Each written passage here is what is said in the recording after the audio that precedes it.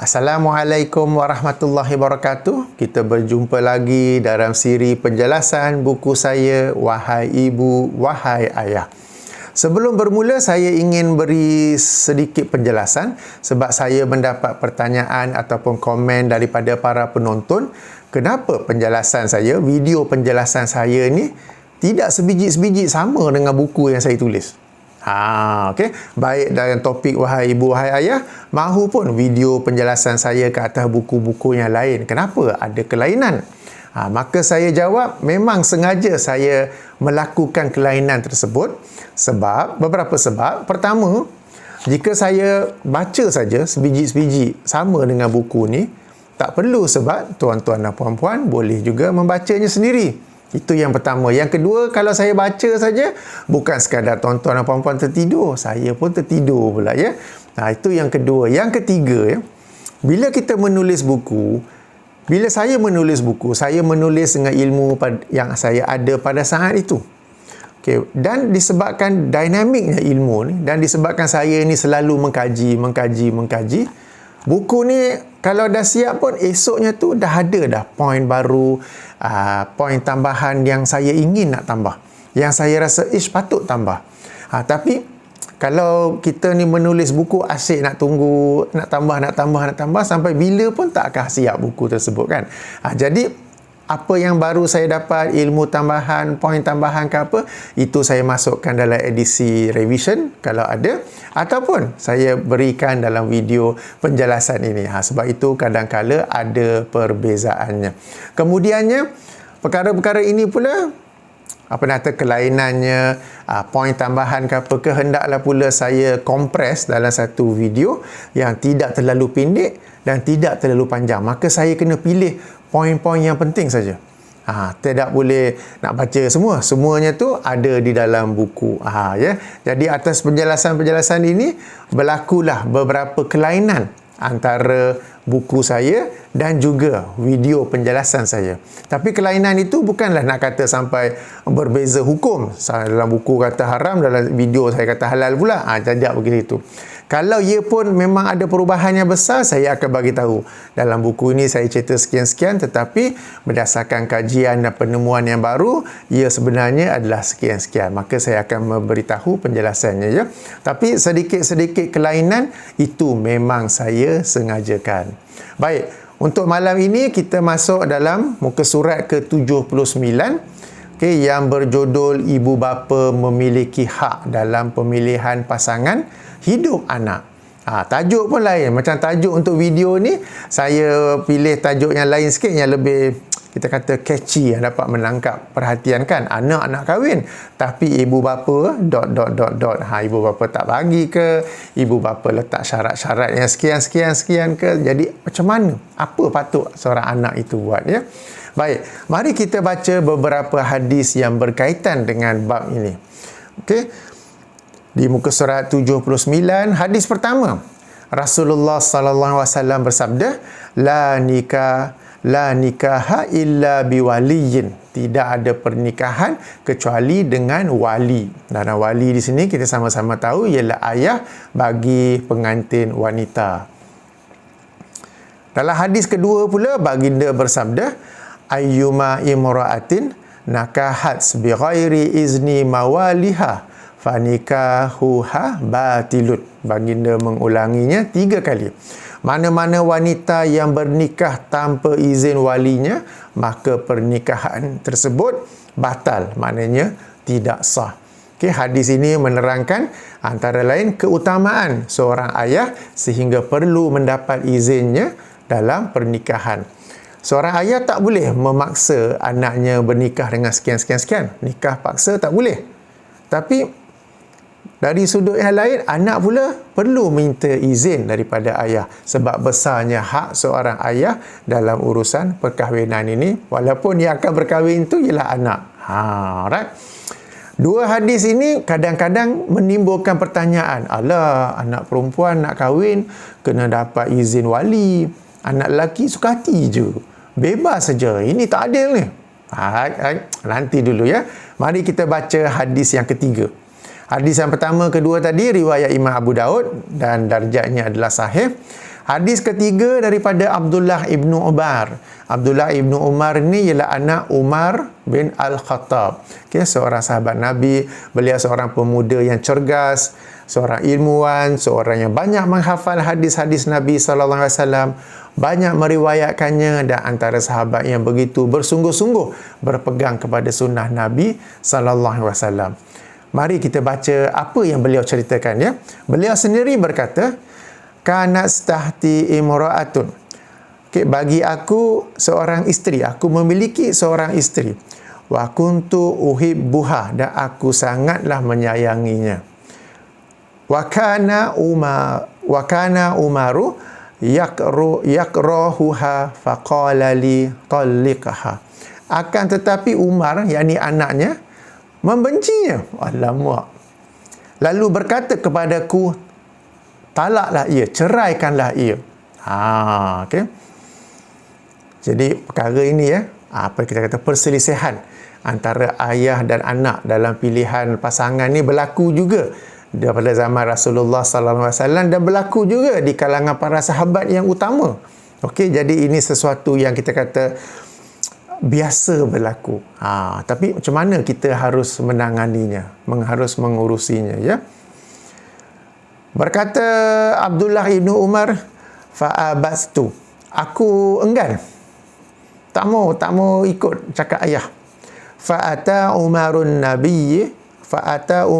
Nabiyya sallallahu alaihi wasallam fazakara zalika lahu. Maka Umar, ayahnya tak puas hati, pergi berjumpa dengan Nabi sallallahu alaihi wasallam dan menceritakan apa yang berlaku, ya. Faqala an-nabiy sallallahu alaihi wasallam talliqha. Maka bersabda Nabi sallallahu alaihi wasallam kepada Abdullah ibnu Umar, ceraikanlah dia. Okey. Jadi hadis ini menunjukkan betapa besarnya keutamaan dan hak seorang ayah, sehingga kan boleh meminta anak tu menceraikan isterinya, dan perkara ini dipersetujui pula oleh Rasulullah sallallahu alaihi wasallam. Jadi untuk mengelakkan perselisihan ini berlaku, anak lelaki pun sebelum nak nikah tanya dulu pada ayah, calon saya ni okey ataupun tidak. Jangan macam tadi katakan, orang kata, alah, anak lelaki suka hati je boleh nikah. Tak dulu. Bawa jumpa dengan ibu bapa dan tanya terlebih dahulu, ini calon pilihan saya, okey ke, boleh ke terima sebagai menantu. Okey, nanti kita bincang lanjut. Hadis ini riwayat Imam Abu Daud dengan darjat yang sahih juga. Hadis keempat. Hadis keempat daripada Abu Darda radhiyallahu anhu, seorang sahabat Nabi sallallahu alaihi wasallam juga. Beliau berkata, anna rajulan atahu faqala, bahawa seorang lelaki datang menemuinya lalu berkata, inna liya imra'atan wa inna ummi ta'muruni bi talaqiha. Sesungguhnya aku memiliki seorang isteri, akan tetapi ibuku menyuruhku menceraikannya. Alamak, tadi ayah suruh cerai, sekarang ni kes berbeza, tetapi ibu pula suruh cerai.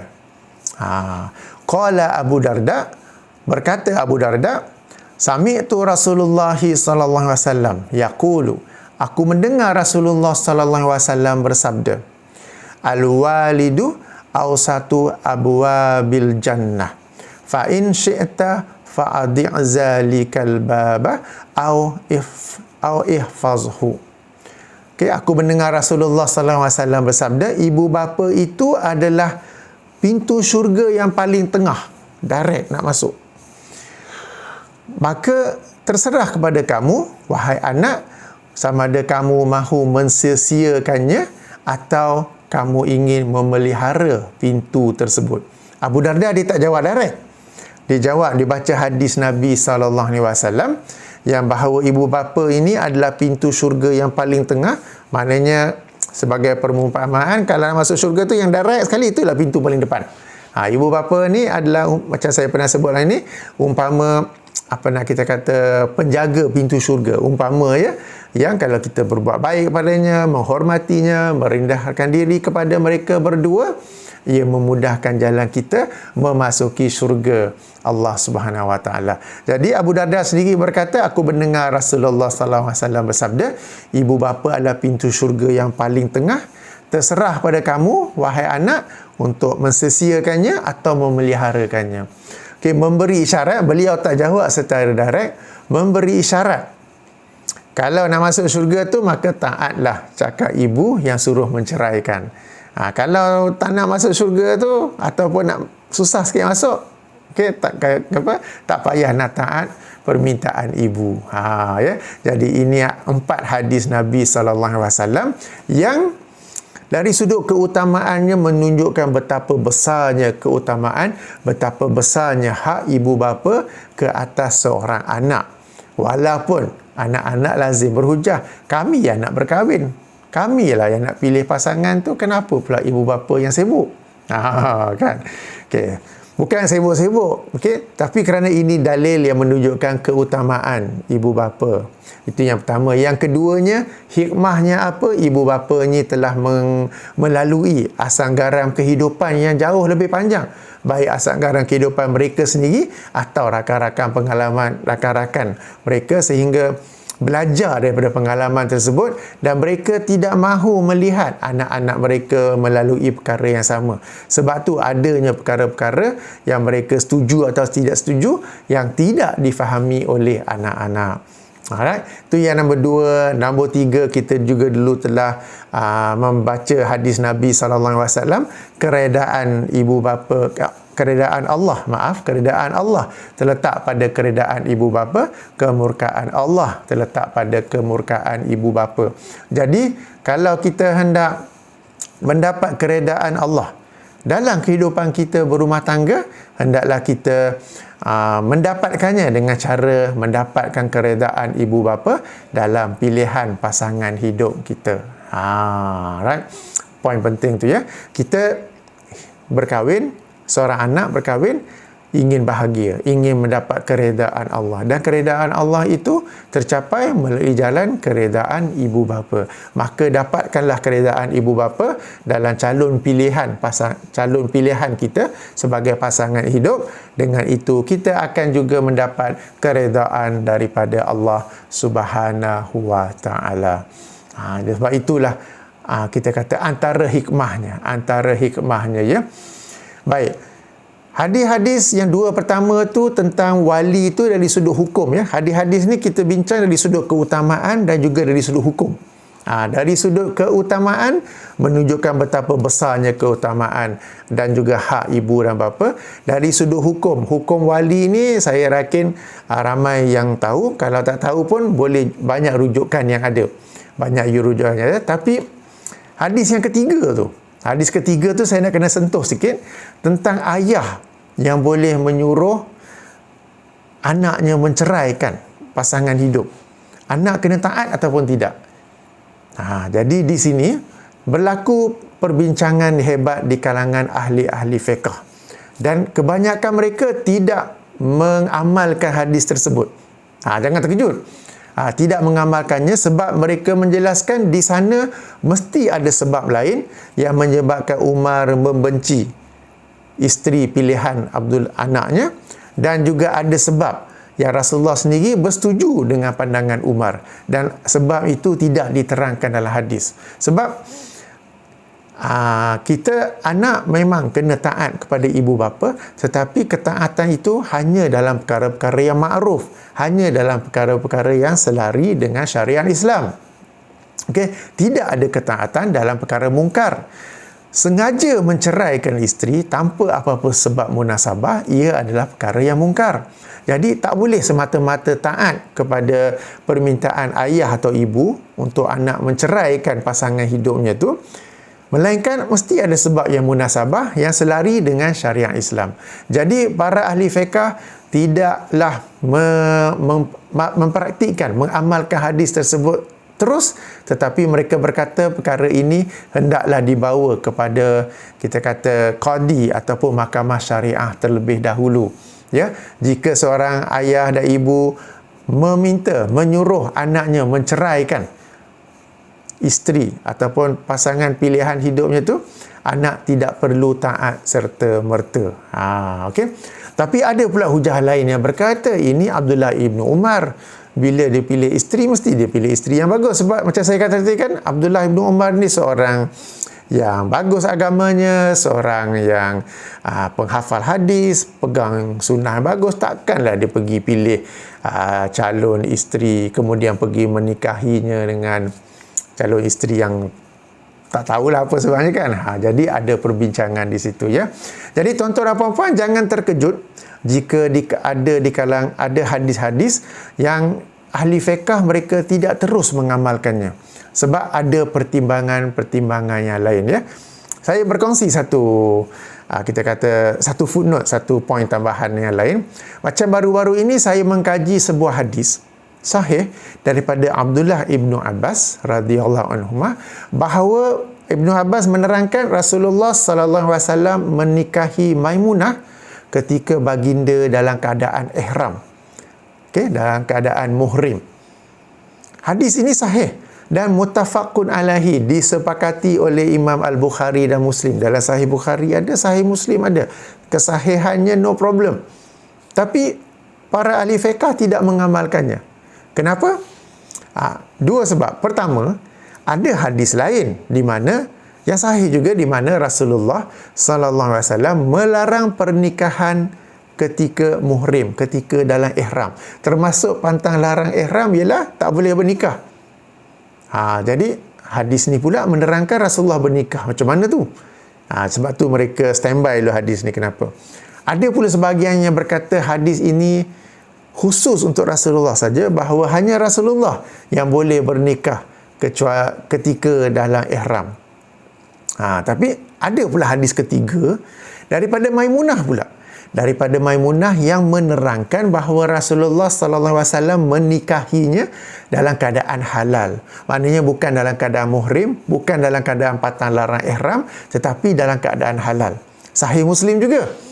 Jadi para ahli fiqh bila mengkaji hadis-hadis ni, mereka berkata hadis Abdullah bin Abbas ialah Ibnu Abbas menerangkannya sebagai orang ketiga. Tapi Maimunah menerangkan hadis ini dan beliau sendiri yang mengalami perkahwinan tersebut.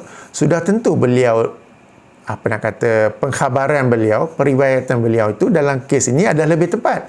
Sebab she is the one getting married, and of course she knows her husband, whether her husband is in the halal state or in a muhrim state.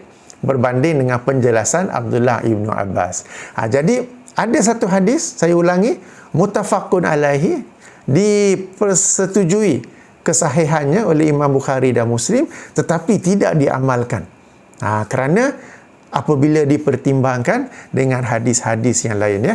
Perbincangan tentang ini boleh rujuk di hadis ni dalam Sahih Muslim, Kitabun Nikah, dalam bab pernikahan ketika dalam ihram, dan boleh rujuk penjelasannya oleh Imam Nawawi ketika mensyarahkan hadis-hadis ni ya. Jadi samalah dengan hadis yang kita baca ni tentang Abdullah ibnu Umar yang disuruh cerai oleh ayahnya tanpa bagi apa-apa sebab. Zahir hadis macam tak bagi apa-apa sebab. Kemudian Abdullah bin Umar tak nak dengar. Jumpa Rasulullah pun kata ceraikan juga tanpa apa-apa sebab. So zahir hadis macam ada yang tak kena. Sebab penceraian ini sengaja menceraikan tanpa apa-apa sebab yang munasabah, yang selari dengan syariat Islam, adalah satu kemungkaran, dan kita ni tidak boleh mentaati perintah yang tidak selari dengan syariat Islam. Jadi sebab itulah para ahli fiqh berkata hadis ini nanti dulu. Okey, ia menunjukkan keutamaan seorang ayah. Okey, tapi dari sudut hukum fiqhnya tak perlu diamalkan serta-merta. Tapi cuba faham kenapa seorang ayah itu menyuruh anaknya menceraikan tu. Kalau ada konflik ke apa ke, seorang anak di sini memiliki peranan untuk cuba meleraikan, cuba menetralkan konflik tersebut. Okey, kalau tak dapat cari jalan keluar ke apa ke, jangan cerai juga, boleh bawa perkara ini ke mahkamah syariah. Ya, tapi seboleh-bolehnya cubalah elak mahkamah itu dan cubalah bincang dengan sebaik-baiknya ya. Okey, poin penting tentang hadis tersebut ya. Menarik juga kalau kita lihat Imam Abu Daud, imam yang meriwayatkan hadis itu, apabila meriwayatkannya, beliau meletakkannya di dalam bab hadis riwayat Imam Abu Daud, Kitabul Adab, bab berkenaan berbuat baik kepada ibu bapa. Dia dalam rangka berbuat baik, sebab pengajaran daripada hadis itu pengajaran daripada hadis Abdullah ibnu Umar ini ialah anak lelaki pun sebelum nak nikah tanya dulu pandangan ayah dan ibu. Ni calon yang saya pilih okey ke, boleh terima ke, something like that, ya. Ataupun ada sesuatu lain yang saya nak cadangkan kepada tuan-tuan puan-puan yang menonton, ya, tuan-tuan puan-puan yang menonton yang belum lagi bernikah.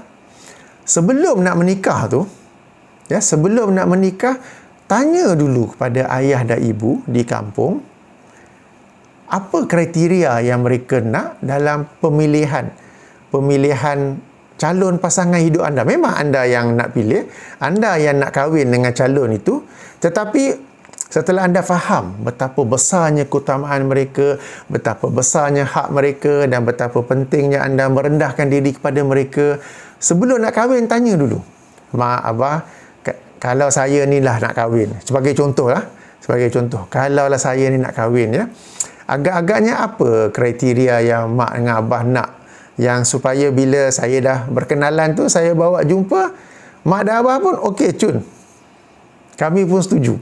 Kan? Jangan berkenalan dulu, bertaaruf dulu, kemudian dah okey apa, bawa balik kampung, tengok-tengok mak dengan abah tak setuju, atau mak dengan abah bagi syarat yang susah nak dipenuhi, kan dah jadi alamak susah macam ni, kan. Jadi awal-awal lagi saya cadangkan, awal-awal lagi, when you feel yourself is ready, bila anda merasakan diri anda sudah bersedia untuk mencari pasangan hidup, okey, sebelum tu tanya dulu mak dengan abah apa kriteria yang mereka nak.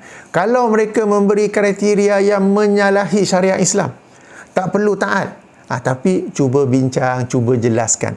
Katakanlah anak tu bertanya, anak lelaki bertanya, mak, ayah, saya ni rasa nak nikah, okey, baru nak pilih calon, belum ada orang special lagi, baru nak pilih calon, agak-agaknya apa kriteria isteri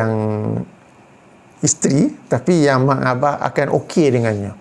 Tengok-tengok mak kata ni yang tudung-tudung labuh ni tak mau, nak yang free hair, tak nak tudung ni, ini adalah satu kriteria yang menyalahi syariat Islam, maka tak perlu taat. Tapi bukan suruh kami lari ke apa ke, cuba bincang, tapi mak, pakai tudung ini termasuk dalam perintah agama, ianya sesuatu yang, dan sekian-sekian lah, cuba bincang dengan baik, ya. Itu kalau kriteria yang menyalahi syariat Islam. Kalau yang selari dengan syariat Islam, yang itu okey. Tapi kadang-kadang ada perkara-perkara yang harus, perkara-perkara yang mubah. Kadang mak bapak kata, kita ni duduk Kuala Lumpur, engkau ni nanti kalau nak cari tu, cari yang dekat-dekat lah, janganlah yang kampung dia di Sabah. Contohnya sedemikian tu lah. Jadi perkara macam ni kalau rasa-rasa nak bincang, boleh bincang lagi, kita bincang. Alamak, sekarang ni dah ada kata bang dah, boleh naik Malaysia Airlines, boleh naik Air Asia, boleh naik Malindo, senang je nak pergi balik kampung.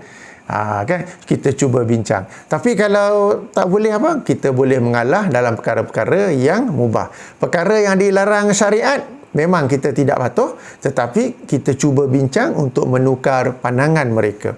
Perkara yang selari dengan syariat, tak apa, okey. Tapi perkara-perkara yang mubah itu, kita cuba bincang, cuba cari jalan tengah ke apa ke, supaya bila mereka dah kata tak mau kampung jauh, mereka dah kata tak mau begini ke, tak mau begitu ke, jadi bila kita nak berkenalan, nak bertaruh dengan seorang, awal-awal lagi dah tahu dah, awak ni orang mana, Sabah, okey, tak apa, no thank you. Contohnya lah awal-awal begitu, ya, bukan anti orang Sabah ke apa ke, sebagai contohnya, sebagai contoh. Kemudian tanya awal-awal, khasnya anak perempuan. Kalau saya bawa ada calon lelaki ke apa ke, abah dengan ayah ni jenis nak minta duit hantaran mahal-mahal ke? Kan, kalau mereka kata 20,000, 30,000 apa semua tu, cuba cakap dengan mereka, tak payahlah duit banyak-banyak begitu, sebab duit begitu lebih baik digunakan untuk persiapan beli rumah ke, deposit beli rumah ke, persiapan peralatan dalam rumah ke, daripada nak bagi duit tu kemudian semata-mata untuk dihabiskan buat kenduri besar-besaran, kan. Jadi tanya awal-awal. Kalau mereka kata 30,000, cuba bincang dengan mereka supaya 10,000 cukuplah. 8,000 cukuplah, tak payah banyak-banyak. Tanya dulu awal-awal juga. Nanti dulang-dulang tu nak lagi ke? Dulang-dulang tu macam riak je nak menunjuk pada orang, kasut lah, handbag lah, apalah. Kan? Jadi cuba, kalau mereka kata tak payah dulang-dulang, bagus. Kalau mereka kata nak juga dulang tapi sikit je, 5 dengan 7, barang biasa-biasa ke apa ke. Jadi kita pun tahu bila nak pilih calon tu, kita dah tahu lebih kurang targetnya tu macam mana. Supaya bila kita dah pilih, kita sudah bertaruh, berkenalan, kita rasa sesuai dengan diri kita. Bila kita bawa calon itu balik ke rumah untuk perkenalkan pada ibu bapa, tak adalah berlaku konflik, tak adalah berlaku terus-terus diminta hantaran RM30,000. Padahal itu adalah sesuatu yang tidak munasabah, tidak munasabah. Jadi awal-awal lagi kalau ada ayah ibu kata hantaran minimum RM30,000, kemudiannya itu, cuba bincang dengan mereka, tak payah tinggi-tinggi, tak payah mahal-mahal begitu. Sebab perkahwinan yang mudah, yang diberkati Allah itu ialah bukanlah perkahwinan yang banyak syarat, banyak kriteria apa. Baik. Jadi saya ulangi sekali lagi, berdasarkan hadis-hadis ini, hadis-hadis kita baca ini, seorang anak kita dah faham, seorang anak faham betapa besarnya keutamaan dan hak ibu bapa dalam perhal perkahwinan ini, maka awal-awal lagi tanya apa kriteria mereka, apa permintaan mereka, apa yang mereka suka tak suka, supaya bila anda dalam rangka hendak memilih, hendak berkenalan dengan bakal pasangan hidup, anda pun dapat pertimbangkan apa yang mak dan ayah anda sebut. Dan ini termasuk dalam rangka berbuat baik kepada ibu bapa. Ingat ya, hadis keempat yang kita baca tadi tu, hadis keempat daripada Abu Darda, bahawa beliau mendengar Rasulullah sallallahu alaihi wasallam bersabda, ibu bapa ini adalah pintu syurga yang paling tengah. Maka terpulanglah sama ada untuk mensesiakannya atau memeliharanya. Kalau nak memeliharanya, dalam rangka kita pilih kriteria pasangan hidup, kita ambil kira juga apa pandangan ibu dan ayah kita. Walaupun memanglah anak-anak selalu bujah kita yang nak kahwin. Suka hatilah nak pilih macam mana. Kita nak masuk syurga direct kan. Tak payahlah berliku-liku banyak kena soal apa begitu. Maka pertimbangkan perkara ini terlebih dahulu ya. Jadi ini cadangan saya supaya dapat mengurangkan konflik dan tidaklah sampai kepada kes sehingga ayah minta anak ceraikan isteri, anak pula tak nak cerai, kemudian jadi pergaduhan, jadi konflik sampai berjauhan, tak nak bertegur siapa lagi, dah raya tak balik apa begitu ya. Kita elak ni daripada awal-awal lagi. Jadi awal-awal lagi sebelum you have someone in your heart, tanya dulu ayah dan ibu apa kriteria yang mereka nak. Bila majlis perkahwinan nanti macam mana yang mereka nak. Kalau yang sederhana okey, kalau mereka minta yang lebih-lebih, awal-awal lagi we try to talk them down about it ya. Dan hadis ini memang menerangkan tentang anak-anak, hak ibu bapa kepada ibu bapa juga. Jika ada yang menonton, permudahkanlah anak-anak anda untuk bernikah. Janganlah zina itu begitu mudah, tapi nak buat benda yang halal, yang ini pernikahan, begitu susah, begitu rumit, begitu banyak syarat-syaratnya ya. Hantaran, dulang-dulang hantaran, duit hantaran yang mahal ke apa. Dahlah dengan pejabat agama pun macam-macam prosedur, macam-macam paperwork, macam-macam borang nak kena isi apa semua. Ini untuk monogami, bukan poligami. Macam-macam kat situ. Ibu bapa pula macam-macam kat situ. Kalau semua dah okey, time nak nikah tu, juru nikah tu pula tanya, ada pula nak bagi soalan kuis, doa kunut subuh macam mana. Ada juga yang tanya macam tu, rukun iman 6 perkara apa dia. Ada juga tanya. Lepas tu nak ijab kabul tu panjang pula lafaznya. Seorang lepas tu kena jawab balik, tak boleh terputus, tak boleh tersasul lah apa begitu. Kemudian saksi pula jenis telinga dah out. Sah ke? Tak dengar sangat lah, kena kuat sikit. Macam-macam kesukaran untuk orang membuat perkara yang halal ya. Jadi ibu bapa pun kalau menonton, moga-moga dipermudahkan. Jabatan agama pun, saya yakin mereka pun insya-Allah akan mempertimbangkan, dipermudahkan perkara ni. Saya pun hairan, banyak sangat dokumen, banyak sangat pembuktian apa semua tu. Sebab kadang-kadang mak bapak tu bernikah zaman belum ada sijil nikah ke, zaman sebelum perang Jepun ke apa ke kan, nak juga bawa sijil nikah mak bapak tu. Bawa pula dah reput sampai tak boleh baca, tak boleh diterima pula, tak boleh baca. kena jumpa Pesuruhjaya sumpah, angkat sumpah ini sijil nikah yang betul apa. Masya Allah. Okey, sudah lari topik pula ya. Moga-moga bermanfaat. Subhanakallahumma wa bihamdika asyhadu an la ilaha illa anta astaghfiruka wa atubu ilaika. Assalamualaikum warahmatullahi wabarakatuh.